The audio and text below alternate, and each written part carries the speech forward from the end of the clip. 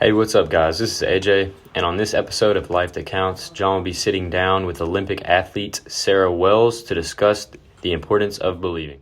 In that process, I realized that I believed in myself more strongly after not making the Olympics in 2016, even more than I did back in 2012 when I made the Olympic Games, because I was a person who was willing to stand on the start line to get back up, to try anyways, without a guaranteed outcome. And that showed me that you don't build self-belief through achievements, you build self-belief through action.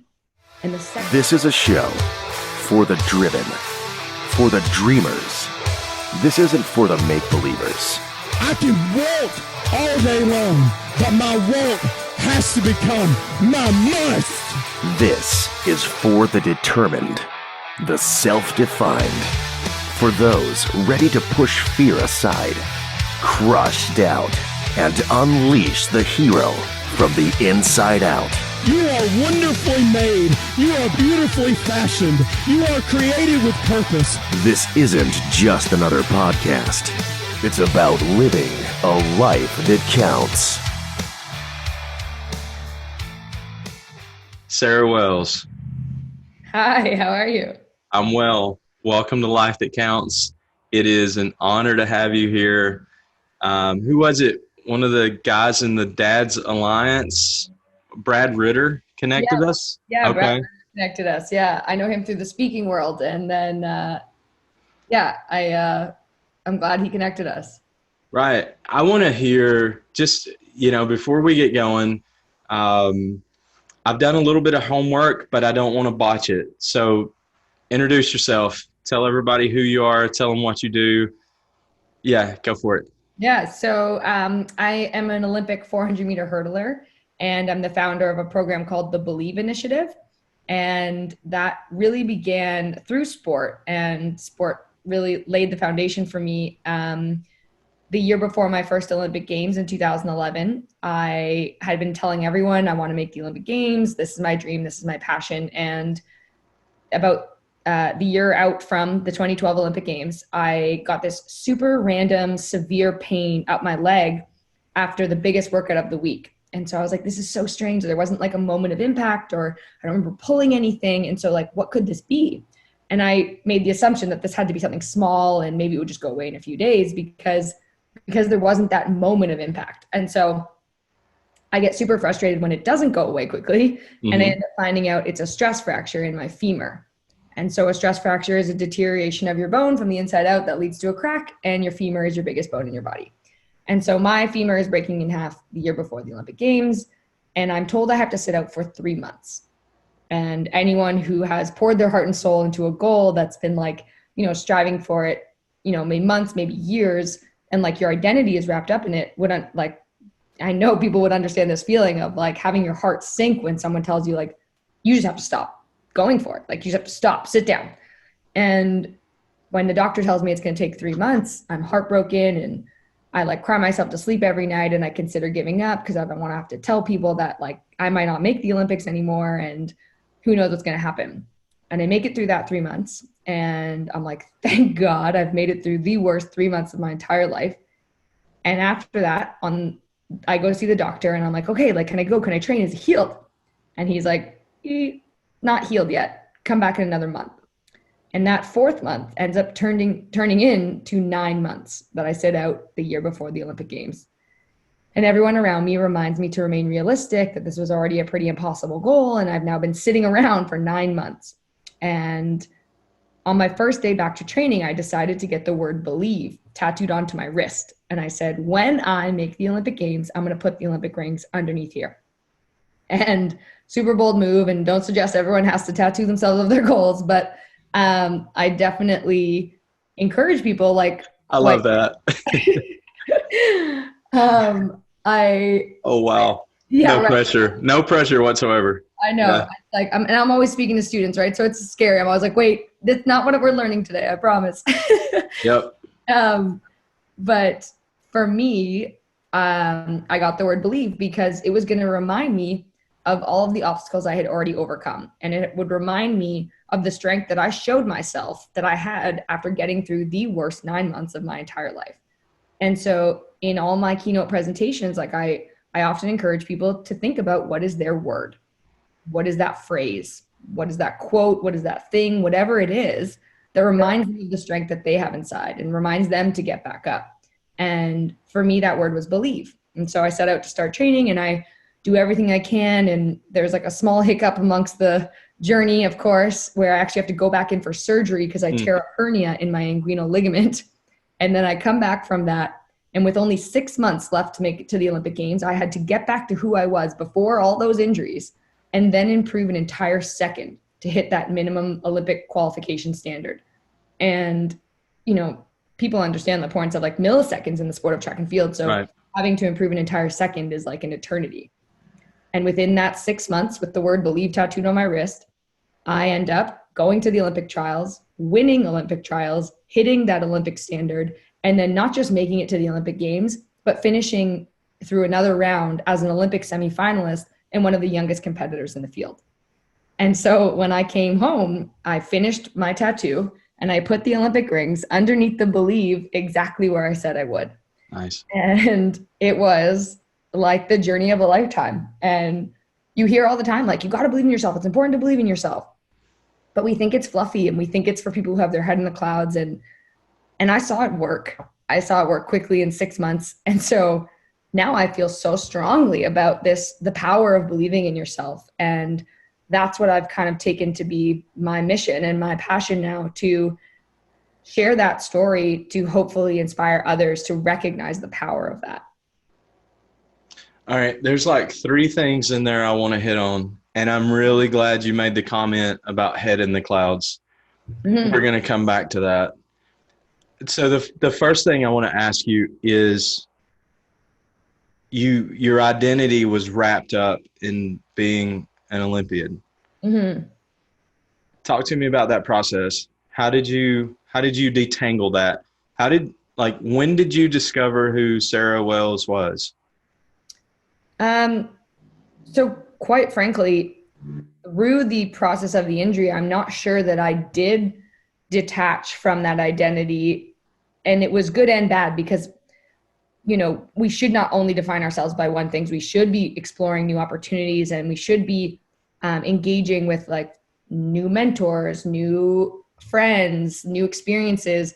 So that way we can diversify our like personal portfolio. But it was also, so like, that's why, you know, defining yourself in one thing could be bad, because the second that goes away, your whole world crashes down. The reason why it was good in that moment was because it made me like, I was so encompassed by like, I have to, this is the only way, that I think it also helped me fight to get back to getting to make that dream come true. I don't think I was in a mentally healthy state through that process. And so that's why I don't encourage it. But I do think it did play a role at times of that like lack of detachment from that identity. Right. That helped me get back on the track, literally. And I don't think I really detached from that identity until the following Olympic quad, when I had been continuing to develop as an athlete, and I had won a Pan Am Games silver medal at the Pan Am Games that were hosted in my home city in Toronto. And so what's amazing is the Pan American Games is like the sprint, basically the sprint world championships. It's like the fast half of the world. It's the Caribbean, South America, all the Americas. And so that's a big chunk of what will become the Olympic final. And so when I won a silver medal and only lost to the #1 ranked girl in the world, I was like, okay, like I'm ready to go win a medal next year at the 2016 Rio Olympics. And, you know, everyone knew me already now since making the Olympics in 2012 as Sarah Wells, the Olympian. And so I was like, okay, like I'm Sarah Wells, the Olympian. Now I'm going to go win a medal in 2016, and then I'm going to retire from sport, and I'm going to be done. And I'm going to, life's going to be great. And then 2 months before the 2016 Olympic trials, I had a workout on a Tuesday where I ran so fast, and I was so like pumped about life because I was like, okay, like I'm on the right track. I'm in a good place. I'm the fittest I've ever been. And when I woke up the following day on the Wednesday, I looked at my training program, and I had another really big workout on the schedule. And my hamstrings, the muscle in the back of your leg, were incredibly tight because I had just gone so fast the previous day. And so then I am trying to like think about in my head, like, okay, well, my hamstrings are super tight. Like, should I maybe work out? Should I not work out? But then that voice of self-doubt is like, okay, well, if you don't work out, you're not doing everything you can. If you don't do everything you can, you won't win a medal. If you don't win a medal, you're going to let everyone down.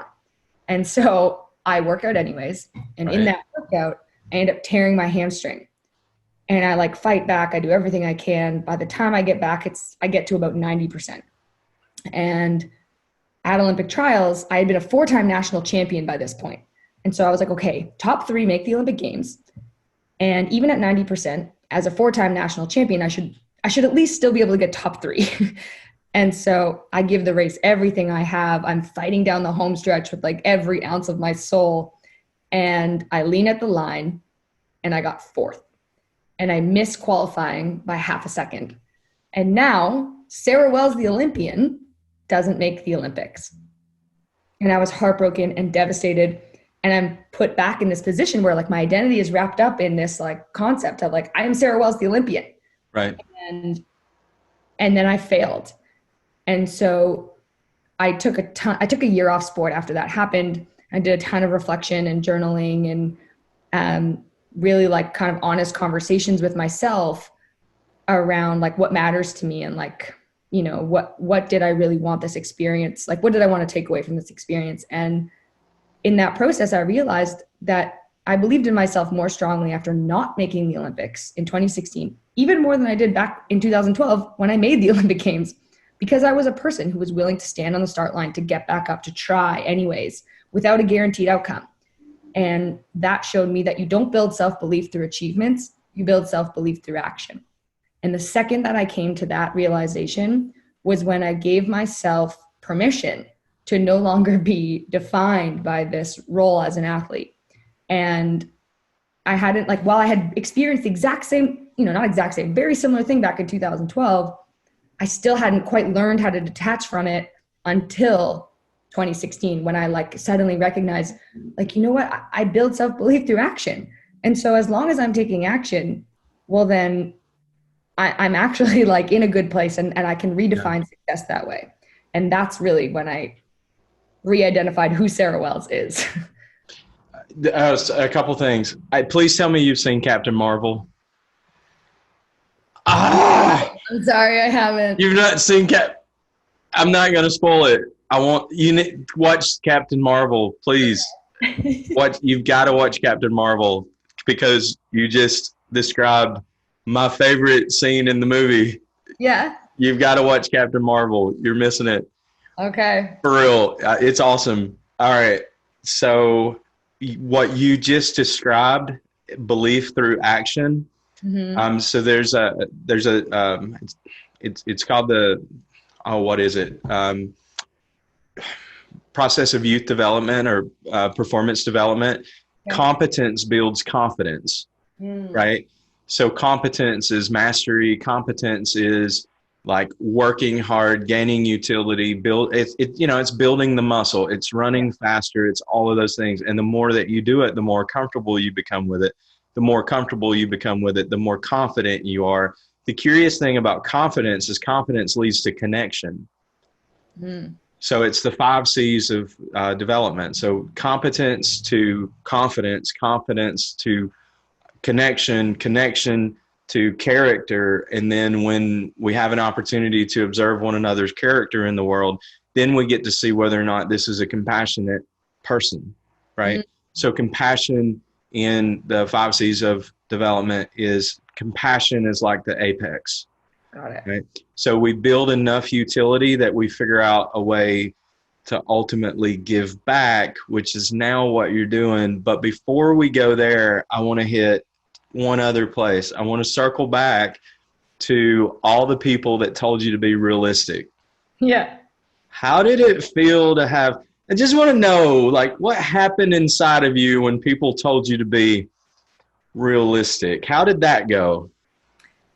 So, I mean, obviously it gets in your head, and like, especially, you know, when you go to bed at night, that's what you think about the most, because you don't have an opportunity to take action in that moment. Like, you're just laying there trying to like go to sleep, and you're like, oh my God, like I'm not taking steps forward. They're right. I'm not doing anything. And having that voice, like, just amplified my own voice of self-doubt. So like, I didn't need it, that's for sure.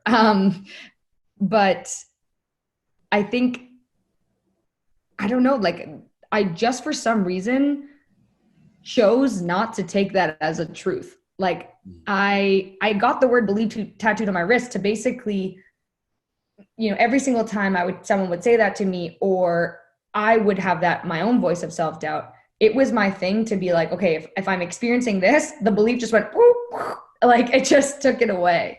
And actually that's a lie. To say took it away is maybe a bit extreme, but like it dampened the volume of that doubt, because I had, and a little bit speaks to your 5Cs model, because I had that kind of like competence, and I had shown myself that I was able to be strong, to believe in myself through that injury, because I was able to get back up. I was able to try to stay fit, try to stay motivated, talk to my physiotherapist about what we were going to do to try to stay like in reach of that goal. Like, yes, it was getting further and further away, but like we were doing everything we could to stay close. And I think by exercising that, I knew I could rely on that underlying trait alone. And so hearing those people say this, for sure, it got to me, and especially at nighttime. But I think having this word that I could easily show myself that like, okay, like I've shown I have the competence to overcome those things through injury. And so I can do that even with these people telling me it's not realistic. See, for me, in a little chunk of my story, so I grew up in a place where I grew up kind of rough. I've never met my biological father. The home that I grew up with was pretty rough. There was a lot of alcoholism, a lot of abuse of different kinds. And it was one of those things that by the time I could reach the refrigerator handle, I was making my own food. By the time I could pull a chair to like the washing machine and the dryer, I was washing my own clothes. So for me, it's like competence had to come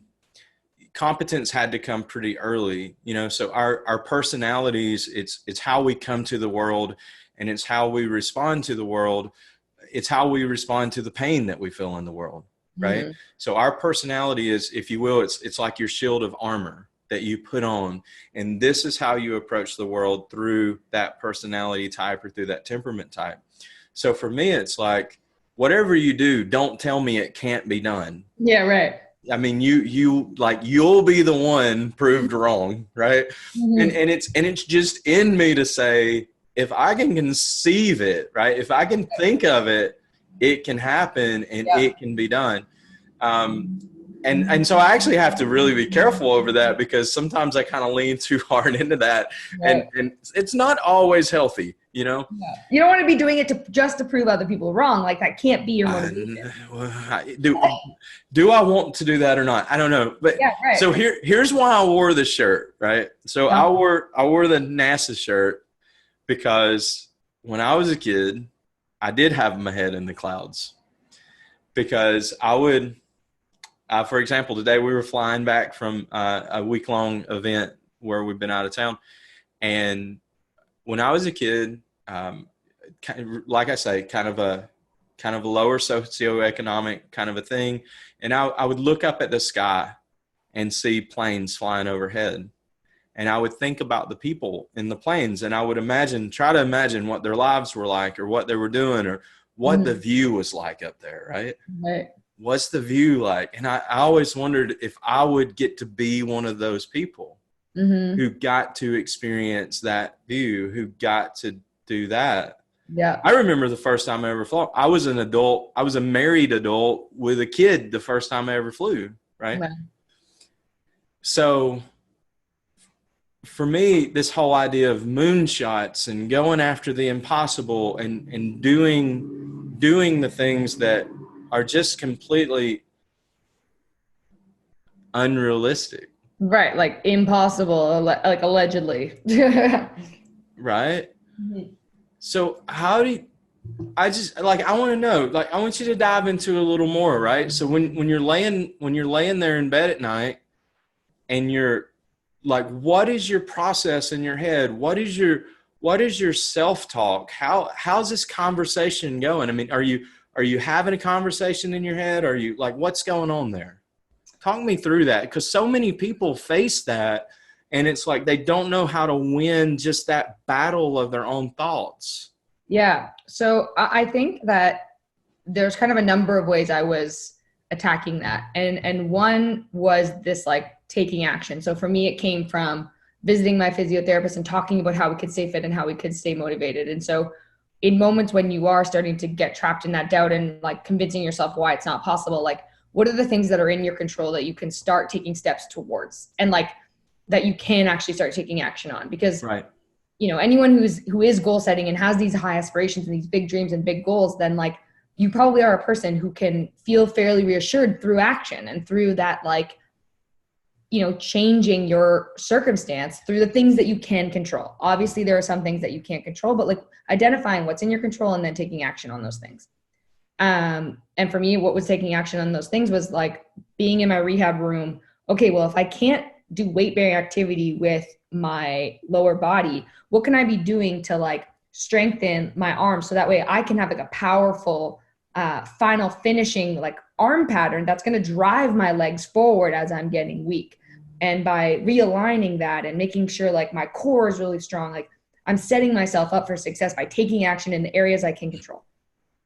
Then the other thing I think is, like you said, like that voice of self-talk, like you need to be convincing yourself of a story that's going to enable you to reach that goal. So the more times people would tell me, it's not realistic, like don't get your hopes up, like that's like you've been sitting around for 9 months.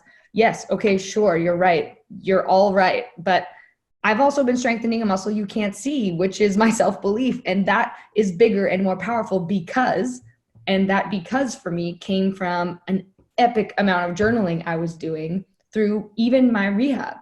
And I'm a crazy psychopath for note taking and being on and proving to myself progress that's being made.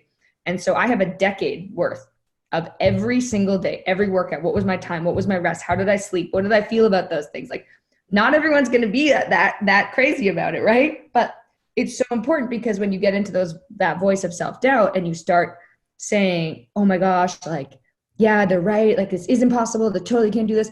Well, then I can just like, okay, I am feeling that way. Let me go rewrite that story in my head. So I'm going to go take my journal and I'm going to go look at, okay, where was I 3 weeks ago? Oh, we did that workout, which I did. Oh, I did this non-weight bearing pool running workout where I never touched the ground, but like my aerobic capacity was actually quite strong. So you know what, maybe I haven't lost that much there. And I can rewrite that whole story in my head. And so I start changing the self-talk in that regard. And whatever that proof point is for you, it doesn't have to be, you know, excessive journaling the way that I did, but like, maybe it is just like proving to, like, I think, I know you're shaking your head, but No, I think you're onto something. I came to a point in my life where I was really overweight. I was well over 300 pounds. I wore a size 54 in the waist. And that would be inches, not like whatever you Canadians use. not British sizing. Okay. Yeah. Right. And part of my process, all of my intake, all of my workouts, the times of day that I ate, meal prep like crazy, all of that was journaled. That whole process was journaled. Mm-hmm. And now, so I'm almost a decade into it. I don't nearly journal the physical so much anymore, but you better believe I journal and I map out the business of it. Like the ideas or the growth strategies or the things that come along. And what you begin to learn is there's a cyclical process, right? And in this cyclical process, if you'll just show up and continue to, you find what works. And each person find what works for them. And I'm guessing that through that process of journaling, you were able to reframe your story. Yeah, no, exactly. So yeah, I think journaling can absolutely be a really, really powerful tool. And then ultimately I would say it comes down to a choice as well, because you can choose all day to tell yourself, yeah, it's not possible. And here are the reasons why. And you can find all the support of like, you know, I could very well be on this podcast today and be like, yeah, I got this injury. And then like, that's the reason why I couldn't pursue the Olympic Games. And like, my leg was going to break in half. And that's a life-threatening injury. You break your femur. Like there's a thing called the fat embolism that will be released from your bone marrow, instantly stop your heart. Like I couldn't weight train. Like I couldn't do any weight bearing. And everyone would be like, yeah, totally get it. And no one would fight me on that because I have all of the reasons why it is correct to stop, to throw in the towel, to give up. And so it's a matter of a choice of like, do I want to believe that or not? And if you don't, and you'd rather it be another way, then it is very much in your capacity to change that. And that literally just comes down to a choice. And it sounds like I'm simplifying it, or I'm underestimating the feeling of overwhelming sensation that can take you on, but like it simply is. And it is as simple as making a choice. mm-hmm. You're going to tell yourself some story, right? Yeah. You're going to make some choice. Mm-hmm. Why not make the choice to put in the work? Why not make the choice to say, okay, the worst could happen, but why should that stop me from going to work today? Yeah. Right. And you did it. You put in the work, and here you are. Right. I mean, that's amazing. And that choice led to others.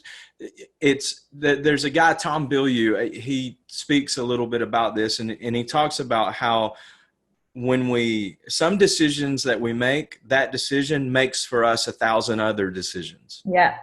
Right. And, totally. and your decision to act, and your decision to put in the work in the face of the fear, even in the face of the naysayers, even in the face of the naysayers who loved you very much and who were very rational people. Yeah, right. Because they're there too, right? Yeah, yeah. Even in the face of all that, you still chose to go for it. Mm-hmm. And here you are. Okay, tell me a little bit, or as much as you want, about what you're doing today. I've seen some promos for your tour. You messaged me part of your schedule because we thought we were going to have to reschedule this. Yeah. Thank you, TSA. Anyway, we're good. Yeah. So talk to me about it. What are you doing today? So after that 2016 Olympic experience where I missed qualifying by half a second and I take a year off, and I come to that realization of you don't build self-belief through achievements, you build it through action.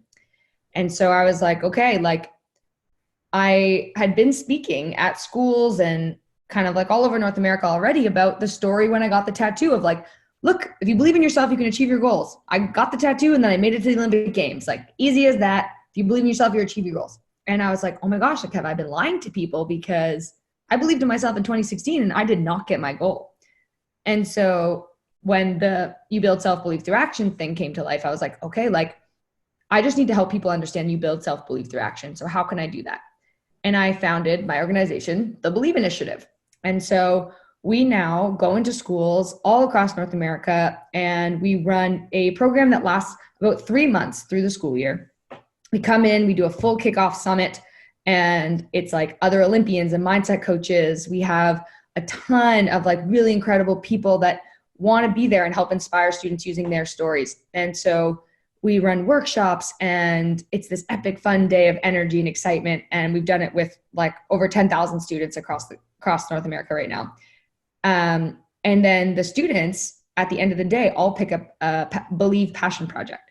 So they take a passion they have and a problem they want to solve, and they use that passion to solve that problem, and they build self-belief through action. And so we have this whole process of how they can build that out over the course of 10 weeks in an online or in a in-class curriculum. And then the final wrap up is that we go back and we see these students and we see the projects that they've created, and it's like silly amazing. Like it fills your soul. You're so like, you cannot believe what some of these like 12-year-olds, 15-year-olds, like how are they coming up with these incredible ideas? And like to give you an example, one student, her passion was robotics, and the problem she wanted to solve was mental health.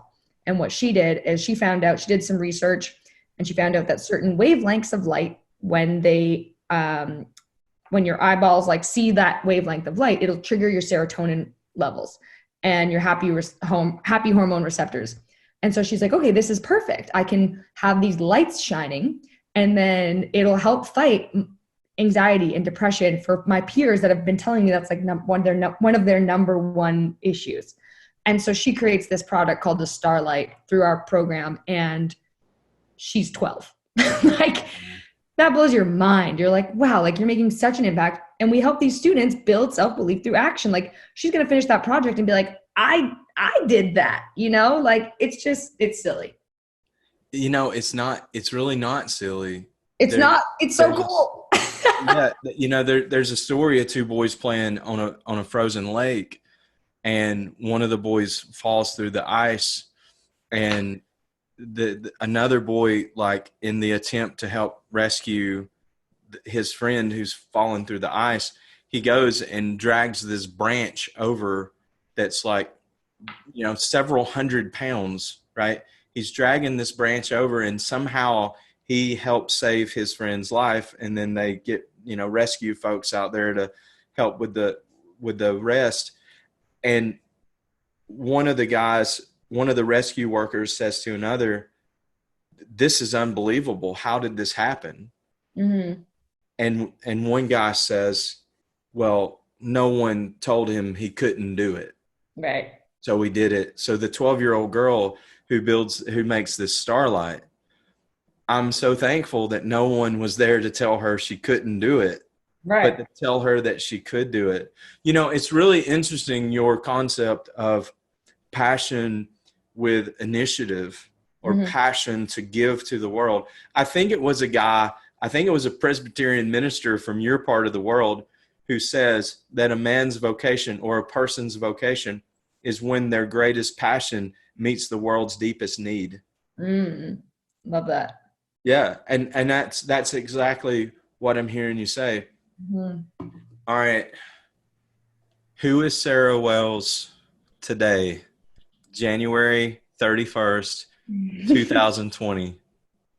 So today, I am an Olympian.